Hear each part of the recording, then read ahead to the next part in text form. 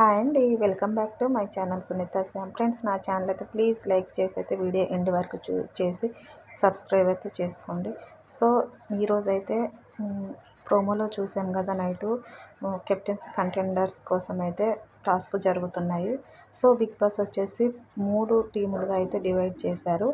First blue టీంలో ఉన్నది Pawan, Ritu and Bharani, Nikhil. ఇదైతే చాలా స్ట్రాంగ్ టీం అనే చెప్పాలి. సో ఆ నెక్స్ట్ వచ్చేసి పింక్ టీంలో ఉన్నది తనుజ గారు అండ్ ఇమానియల్ గారు అండ్ రాము గారు, గౌరవ్ గారు. ఇది కూడా స్ట్రాంగ్ టీం అనే చెప్పాలి. సో ఆ నెక్స్ట్ వచ్చేసి ఆరెంజ్ టీంలో అయితే కళ్యాణ్ గారు అండ్ దివ్య గారు అండ్ సాయి శ్రీనివాస్ గారు అండ్ సుమన్ శెట్టి గారు. సో ఈ 3 టీంలు అయితే డివైడ్ చేశారు.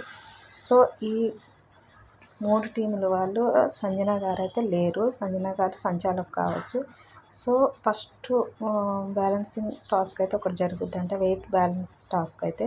అందులో దివ్య గారు అండ్ ఇమానియల్ గారు, నిఖిల్ వీళ్ళు ముగ్గురు ఆడతారట. ఫస్ట్ అయితే దివ్య గారు అవుట్ అవుతారు.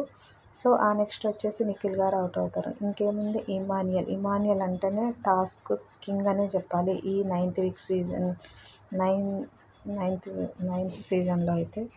సో ఇంకా ఇమానియల్ అయితే ఈ టాస్క్ అయితే విన్ అయ్యారు.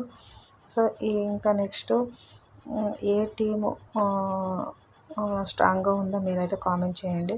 సో ఇంకా ఈ టుడే ఓటింగ్ అయితే చూద్దాము. ఫస్ట్ పొజిషన్లో ఉన్నదైతే యాజ్ యూజువల్ తనుజ గారే. ఆ నెక్స్ట్ వచ్చేసి కళ్యాణ్ గారు.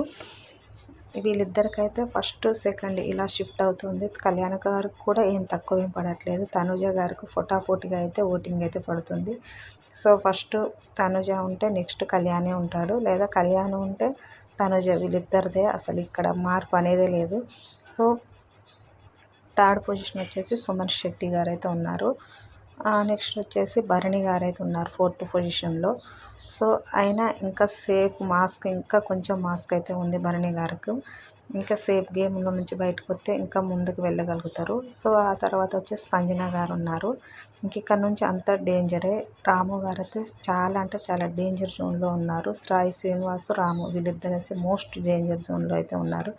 సో నా ఛానల్ అయితే ప్లీజ్ లైక్ చేసి సబ్స్క్రైబ్ చేసుకోండి.